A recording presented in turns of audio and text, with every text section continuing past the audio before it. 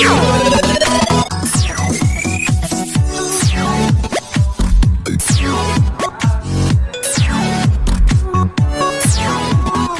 guys! Welcome back to my YouTube channel. So for today's video guys, ituturo ko sa inyo kung paano ba mag-verify ng Google Adsense PIN nyo o paano mag-manual. Kahit na hindi pa dumating yung Google PIN nyo, pwede nyo po yung i-manual guys, basta nakapag third request na kayo. Ang tanong, nakapag third request na ba kayo? Yeah! So kung nakapag third request na kayo guys, tara na, ituturo ko sa inyo kung paano ito gawin. Tara! So, unang-una guys, pumunta lamang tayo sa ating Google Chrome. And then, tap nyo yung Google Adsense login. So, yan. Mag-login kayo sa inyong account. So, after nyo mag-login guys, yan ang makikita nyo. So, sa akin may pangalan na you have less than 1 month to verify your PIN, otherwise your ad units will stop displaying ads. So, kailangan na talaga natin i-verify ito guys bago pang wala yung ads natin.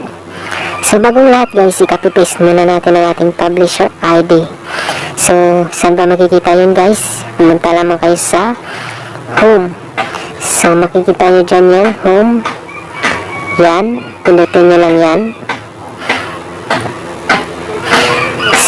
So, after nyo mapindot guys, yung home, lalabas dyan ganyan. And then, pindutin nyo yung account. Yan. And then, lalabas dyan yung publisher ID nyo, yung sa unahan. So, ipapipis natin yan guys para hindi na tayo pabalik-balik mamaya sa pag-fill up ng information. Yan. So, after nyo makapipaste guys, balik na tayo.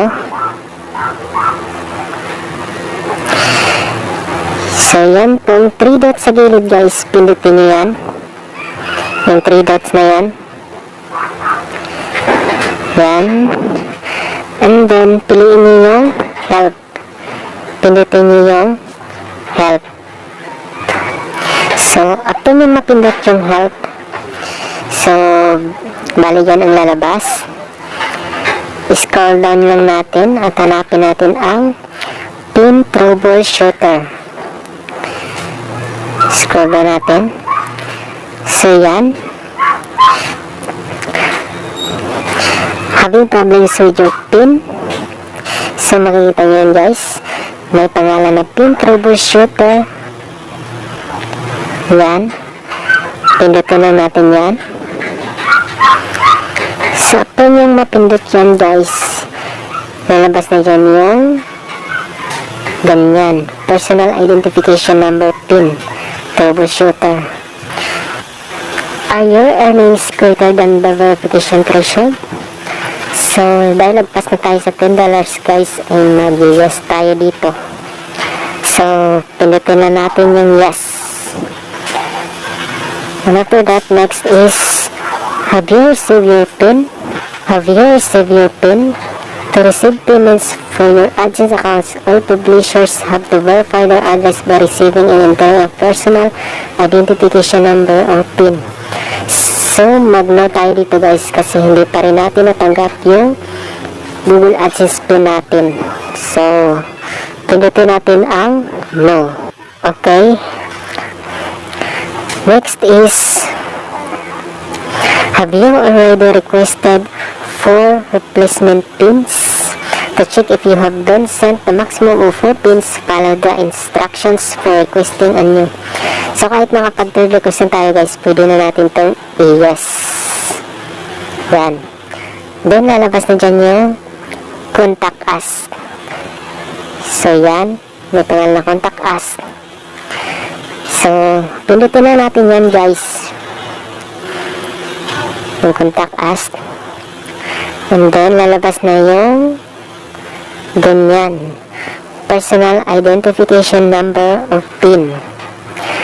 So, unang-una dyan, yung name natin. Pila pa natin. So, sa pag-fill up guys, kailangan ang real name nyo talaga.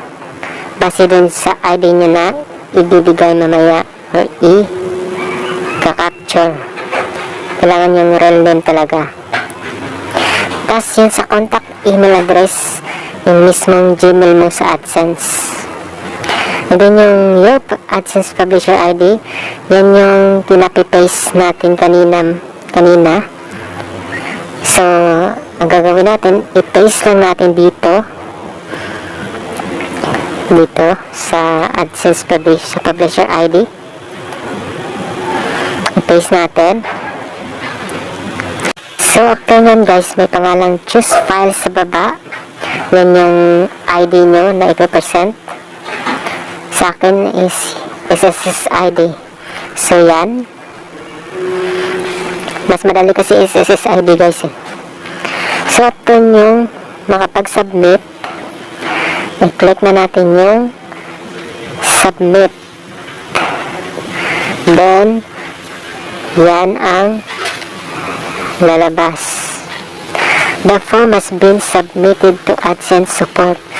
We'll try to get back to you within 24 hours if your query is about your own account and requires an actions from our side. However, depending on the volume of message that we receive, it may take up to 48 hours or longer for us to reply. Thank you for your patience. So, bali 2 to 3 minutes guys, mag-i-email na sa atin si Google AdSense. Depende kasi yan sa form na na-fill up natin kung tama ba. So, kailangan talaga natin i-fill up ng tama para mag-email agad si AdSense sa atin. So, hintayin natin 2 to 3 minutes.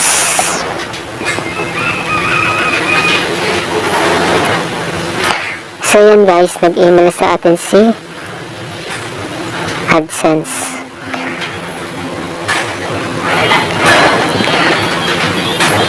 So yun guys, nag-email sa atin si AdSense support. Nakalagay dito, thanks for sending your proof of identity.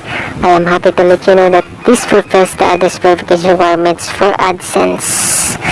So ibig sabihin nito guys, na-verify na yung address natin. Yay! So, yun ang kadali guys.